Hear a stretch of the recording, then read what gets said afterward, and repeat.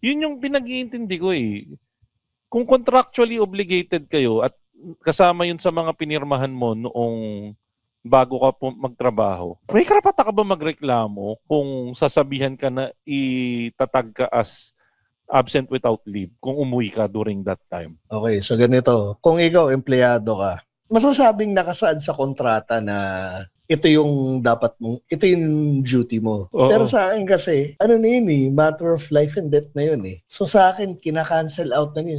Pagdating sa mga ganong sitwasyon, ikaw ang papasok sa isip mo regardless kung anong pinirmahan mo, self-preservation ang ipaprioritize mo eh. Kung ako naman yung management, dapat have some balls. Kaya mong unahin mo yung yung kaligtasan ng mga empleyado mo. Kasi at the end of the day, Amen. pag inuna mo yung kapakanan ng mga empleyado mo, nakita ng mga empleyado mo na prioritize mo yung kapakanan nila, sasamahan ka nila hanggang sa dulo ng mundo pagdating sa ibang sitwasyon, di ba? Nagbigay naman daw ng pizza, Tito P.